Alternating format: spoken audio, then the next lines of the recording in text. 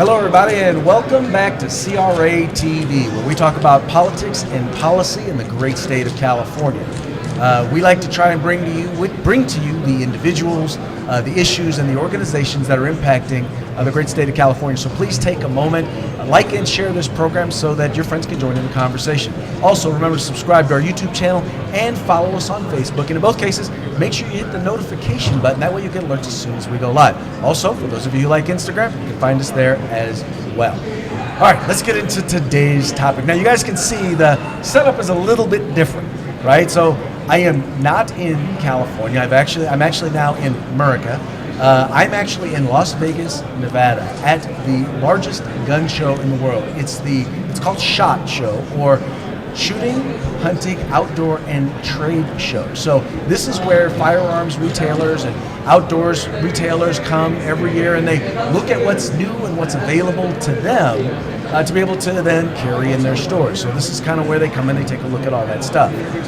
As you can probably guessed, in particular when it comes to firearms, here, being from California, there's not as much here that's new that we get to enjoy, but there is a lot. But since we're here, I had a chance, and I run into some folks from California who are fighting for our fundamental right to keep and bear arms. You guys know that's been work that I've been doing over the last few years, and these are folks who I've had the pleasure of working with on a number of issues in Sacramento, and so I wanted to bring them on the show to talk a little bit about the Second Amendment, the fight for the Second Amendment, both kind of in the past, in the present, and what we can look forward to in the future. So with that, I have my good friends. First of all, I have Mr. Sam Paredes with Gun Owners of California, which many of you are very, very familiar with.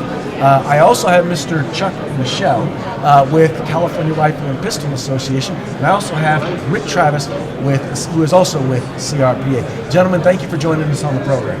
Pleasure to be here. Excellent. So now, Sam, I like to call Sam's my big brother. When I first started getting involved in this whole thing, there was one person who he was the person that really knew and understood. First of all, you learn something real quick, that there are very few people who actually, in the state of California, who understand firearms technology, the firearms industry, and firearms policy and how they intersect. And Sam was the guy who really helped me to come to understand it. Craig, it's an honor to be here with you, number one. We've done some good work. We've done some great work in the state of California together, and it takes a team.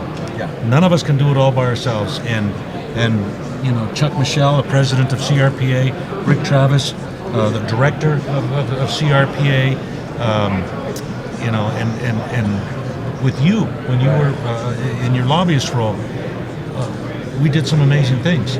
We actually stopped some things. People don't understand that, yes, in the previous year, the governor signed 11 bad laws, but they don't understand that we were facing almost 60 laws that were sponsored. Right. And so we were able to defeat or stop or slow down a lot of that legislation. Now, let me tell you, everything that was passed was bad. Everything that chips away at the Second Amendment is bad and needs to be fought at every level. But, when you've been doing this as long as I have, since 1980, you learn a few things. I learned slow, but I learned good. It's taken me all these years to learn the process. But one of the things that I did learn is that working together with our partners and our friends, our colleagues, our fellow patriots, is the only way that we're going to make any progress. And yes, people say in California we are facing Armageddon. You know what, folks? The pendulum is going to swing because of the work that we have been doing together, particularly in the courts, with the lawsuits that have been filed by the California Rifle and Pistol Association, that have been argued by Chuck Michel and Associates and a team of attorneys that are now before the courts. Our joint efforts with other organizations to provide the supportive amicus briefs, we are on the verge of some amazing tools that will give us the ability to fight back and overturn a lot of the crap. Excuse me, forgive my. No, you got it right. Okay. Crap is that is on the books. I realize we have a conservative audience, but I think and when it comes to these particular laws, I think that's. I think it's a legal term to describe most of the laws these days. Well, we are going to be given the tools, Lord willing, and the creeks don't rise, and if we can continue to do the work that we have to do, which we cannot do without your support as actual members and financial supporters of Gun Owners of California Rifle and Pistol Association, NRA, any organization that is out there dedicated to fighting to protect your rights and is doing so in the courts, we need your support, because our continued efforts in those areas are what's going to give us the tools to overturn a lot of the crap, legal term, that are on the books in the state of California. And you're a part of that team. Well, thank you. I've always enjoyed working. You know, it's kind of funny when we're in the building. You know, us, GOC, CRPA, and NRA. We're like the four horsemen. It's like, you know, we're the way in which we've been able to work together over the last few years has been phenomenal. Being able to work together. And the thing is, each organization has its strengths and brings those things to the table. You know, for example, I know, like when we talk about lawsuits, like CRPA is right now in the middle of some groundbreaking lawsuits. In fact, there's something really interesting. I think you have that's kind of we'll call it breaking news that I'm sure Chuck would like to share. Yeah, well, you know, first of all, let me make sure everybody realizes, for 20 years, the NRA and the CRPA and GOC have been doing lawsuits challenging all manner of ill-conceived gun control laws.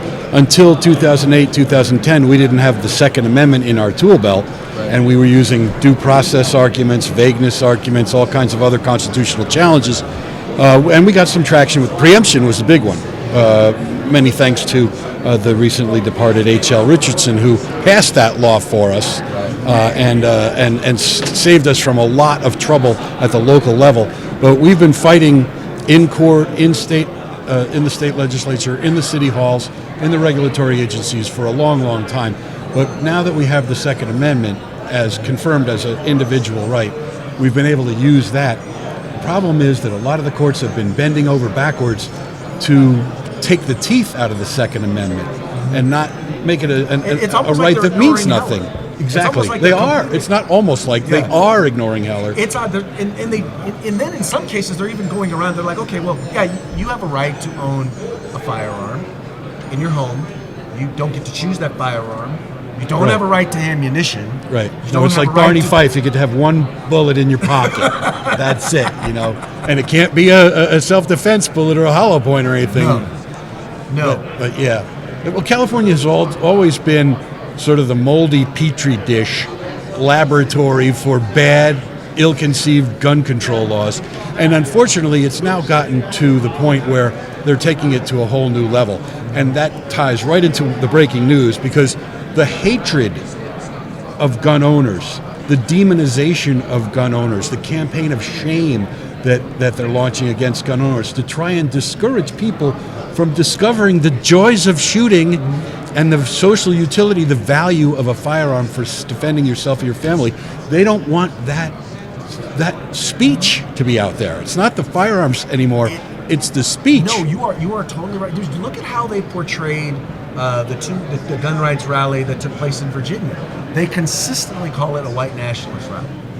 Right. And I'm like, I saw the pictures of that. That's a rainbow coalition right there.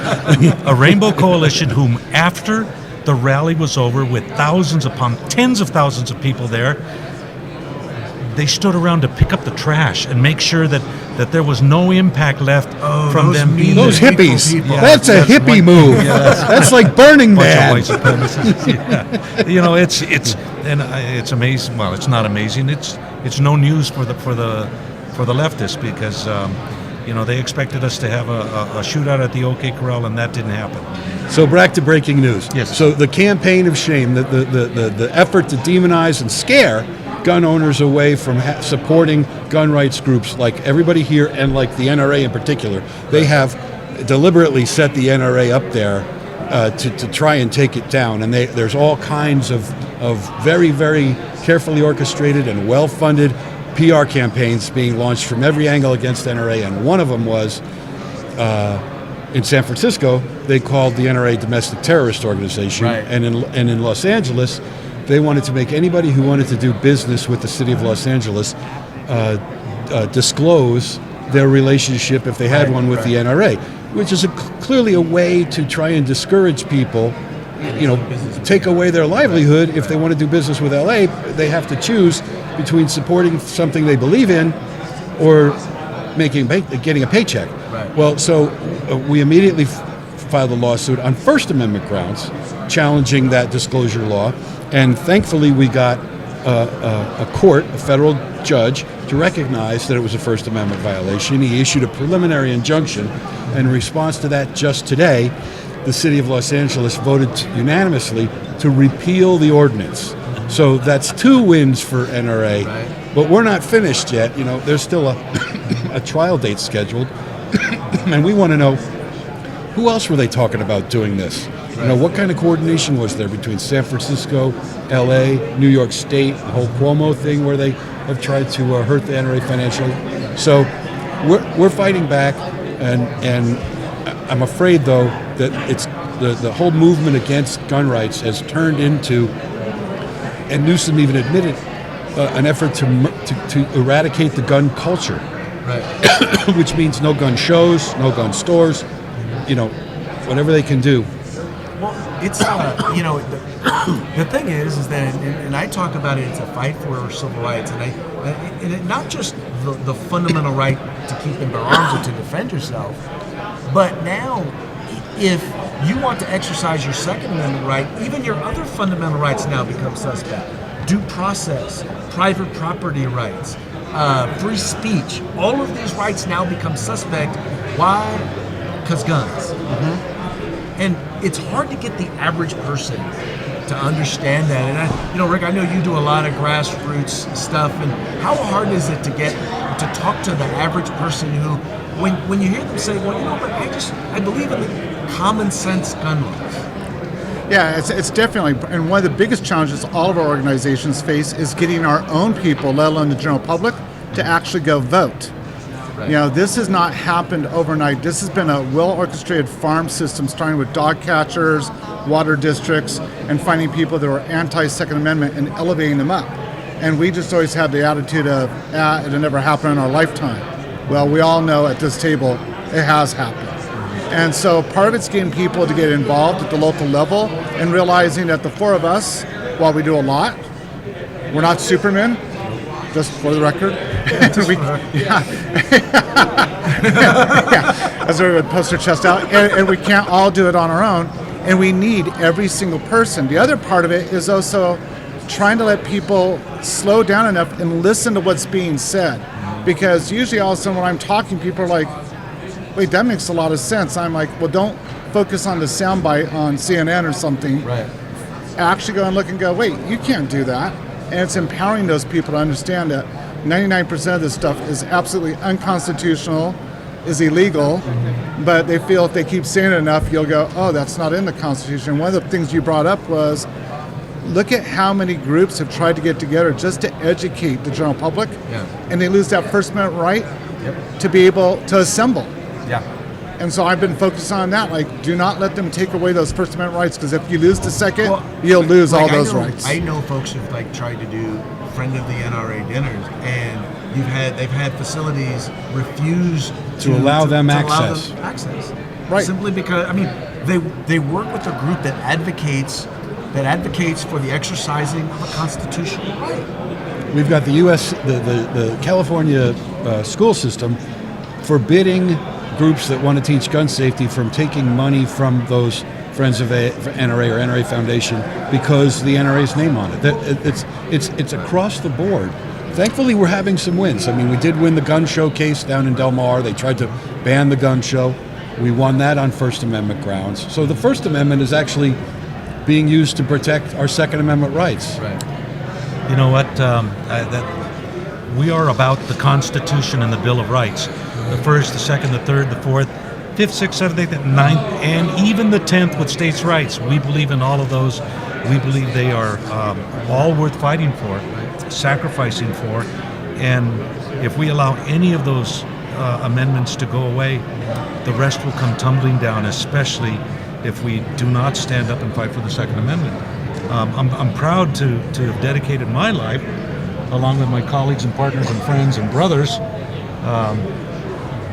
to do that. And what we want people to do is to say, to understand that you can sacrifice a little in order to make big gains to restore the Second Amendment in the state of California and to bring it to what it should be. And if you're sitting on the couch and worrying about it, we're inviting you to become active. Get involved in one of the organizations. Do a little bit of research. Give us a call. And we can show you how to get involved in a political campaign that's close to you, how to support a particular lawsuit that interests you, how to write letters to the legislature so that you are a lobbyist as well as us through your writing and your emails. There are a lot of things that you can do. Understand, a few years ago, the Californians voted in the Armageddon initiative that brought us ammunition control and all of those things. What people don't realize is that even though we lost pretty badly, 5 million Californians voted with us.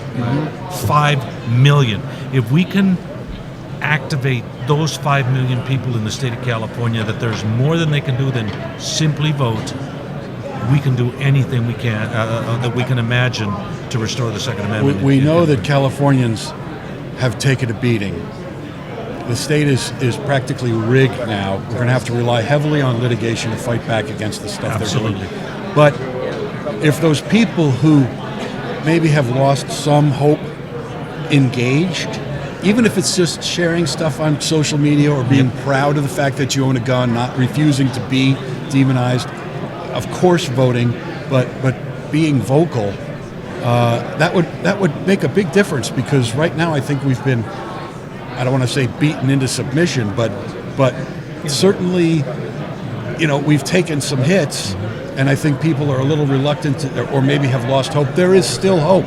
By the way, a lot of it is sitting with the Supreme Court, either on the case they have now, the New York State Rifle and Pistol Association versus City of New York case, or one of the cases that is lined up behind that one, that could really change the game of Second Amendment litigation and give the Second Amendment back its teeth. So there is hope. People just need to hang in there and engage. What are some of the things that we need to be wary of coming up? Because the legislature is now back in session.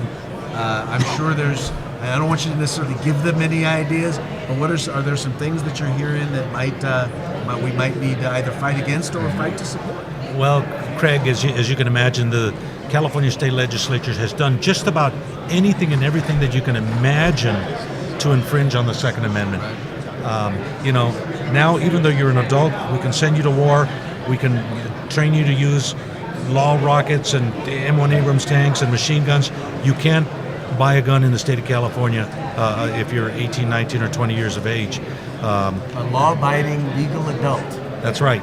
So that's trained. We've got that. We've got a government that is now again fully rationing firearms acquisition by the public. We are not allowed to buy more than one gun of any kind per month. What is that about? I mean, if that isn't unconstitutional, I don't know what is.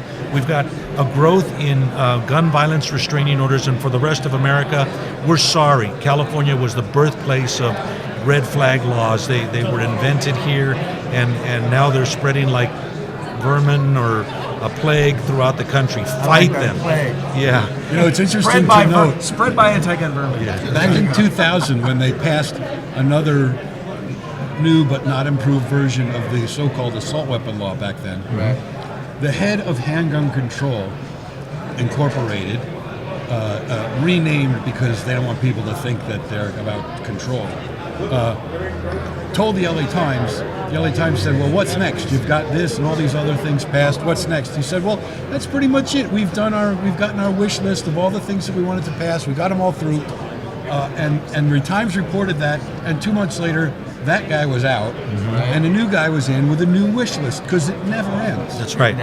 I took logic and critical thinking course in college, And one of the things they talk about is supposed to be false logic is slippery slope argument.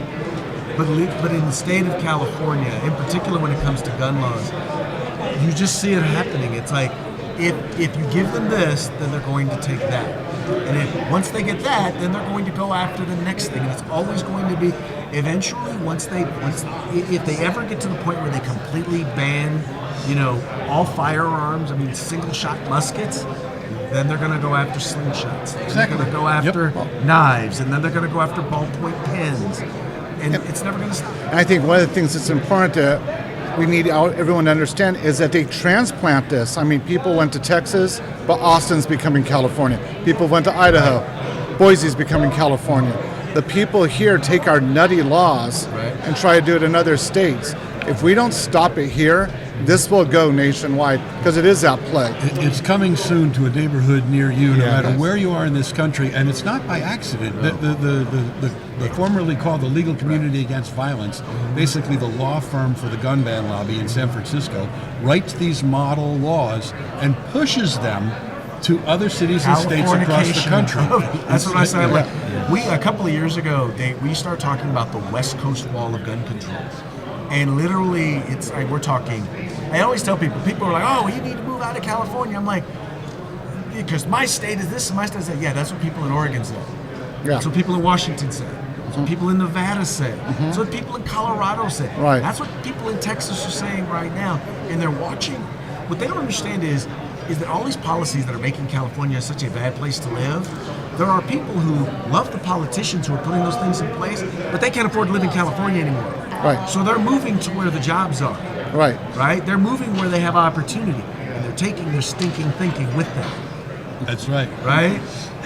As I always say, California either affects or infects the rest of the country with its policies. There you go. And we be doing a whole lot of infecting these days. Yes. Way far more than we should be. Yeah. So hey, before we wrap up, I want to give you an opportunity. Tell folks about your organization, how they can find out more about more of each of the organizations. Well, Gun Owners of California, we were founded in 1975. We're the oldest actual pro-gun political action committee. We were formed right after they created the campaign finance laws in 1975. Senator H.L. Richardson, who unfortunately passed away last week, and we're mourning his passing, but we're celebrating his legacy by continuing the fight to protect the Second Amendment restored in California and really throughout America. You can go to our website at gunownersca.com, GUNOWNERSCA.com, to find out, to read the tributes for HL, to find out what we're doing, how we're partnering with our brother and sister organizations, and what role we play. People say, why don't you just make one organization, everybody joins that one organization? Because when you do that, then we cannot support the work that CRPA might do to file a main lawsuit, and we come in and organize other groups and fund a friend of the court brief that supports the lawsuit that they have filed. That kind of coordination is a part of what has got us to the position we are in right now with potential victories in the courts. You got to be supportive and understand that we exist with our own expertise, with our own policies, with our own professionals. We share the passion. We share the motivation. Support. The cost of a box of ammunition is all it costs to be a member of NRA, CRPA, or Gun Owners of California, Firearms Policy Coalition, and any other organization that's out there. One box of ammunition you can sacrifice in order to protect your gun rights. How do folks find you online? www.gunownersca.com. Give us a call at 916-984-1400. Be a part of the fight. We invite you. Thank you. Get in there. So I'm the volunteer president of the CRPA, and I'm going to let Rick do give you some updates on all the great things CRPA is doing. But I will promote my law firm a little bit because we do represent the NRA, the CRPA, GOC, a lot of nonprofit pro-Second Amendment groups. I have a lot of true believers, lawyers who are true believers and are in for the long haul in the fight. But we also do represent standard for-profit businesses, and if we get enough of that business, it helps us keep the rates low for the nonprofit clients. So we do environmental law, land use. We represent a lot of shooting ranges. labor law, employment law. The state in California, they've weaponized the labor force these days against employers. So we're helping out a lot of employers. We're helping companies move out of the state of California. We'll take all the business we can get, and we're happy to try and keep the rates low and do as much pro bono work as we can for the cause. California Rifle Pistol Association is celebrating its 145th year. We've been around since 1875, moving to competitive shooting sports, of course working with Sam and FPC and other groups on laws and on the politics of it, and also representing the conservation side of the Second Amendment. We do many things with youth throughout the state, supporting Boy Scouts, 4-H, FFA, etc., as well as having chapters in various parts of the state where local people such as yourself can come and engage on any aspect of the Second Amendment and really get involved in the political process. We invite you to join us at CRPA.org, and our phone number is 714-992-2772. Join the fight. Excellent. Folks, I also want to encourage you to check out the Firearms Policy Coalition at firearmspolicy.org, advocating in numerous states throughout the country. But once again, also filing and focusing on lawsuits and litigation. So I want to encourage you to check them out as well. Gentlemen, thank you so much for coming on the program. Thank you. I hope you guys enjoy the rest of the show. To me, it's always fun. Like I said, whenever I come here, it's like being in America. I would say California, we're kind of behind enemy lines in the belly of the beast. Yeah. So thank you guys for the work that you guys do. Thank you, brother. Greg. All right. All right, folks, well, hey, that's going to be it for this edition of CRATV. We very much appreciate you guys liking and sharing these videos, telling your friends about the California Republican Assembly, the conscience of the Republican Party. Talk to you guys again real soon.